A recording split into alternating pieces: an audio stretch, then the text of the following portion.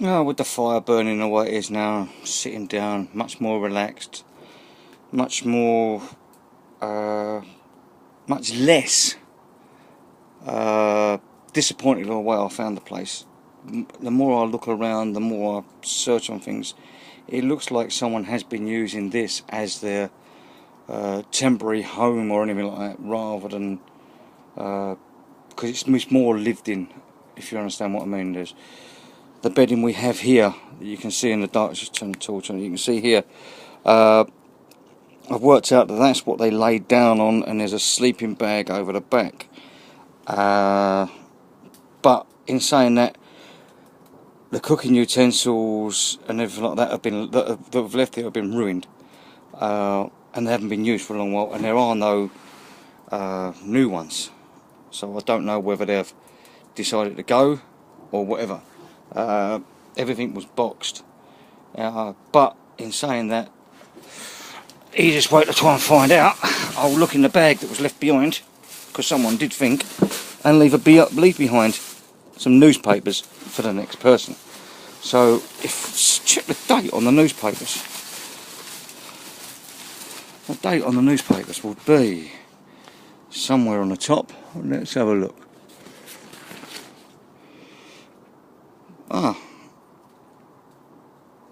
The date is if you can read that, I can get a shot in and read it myself. The 14th of November.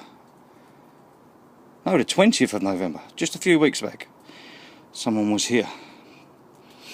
But they did leave newspapers for people, which I suppose, in a way, is good. So they can start fine.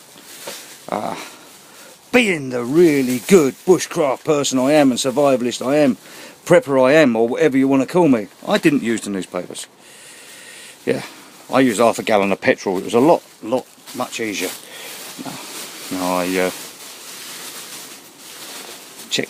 tried using some of my stuff, built a fire, I never used a bow or anything like that, and it's ferrocerium rod and a bit of cotton wool with some Vaseline on, and start this old girl.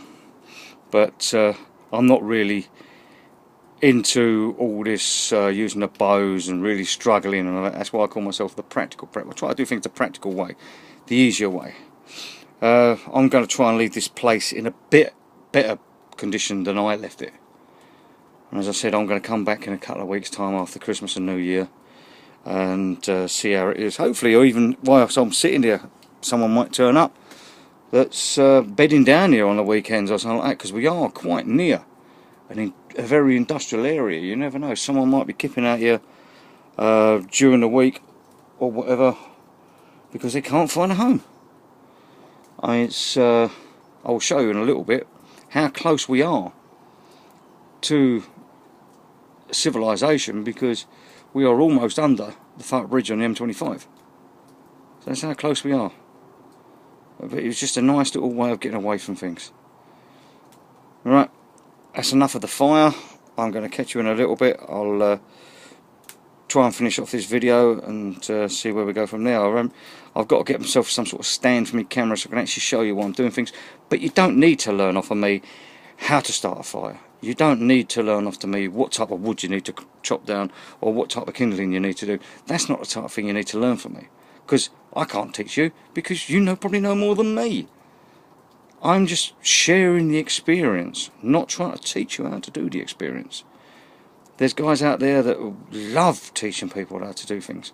I just want to share my experiences and see how I get on from there.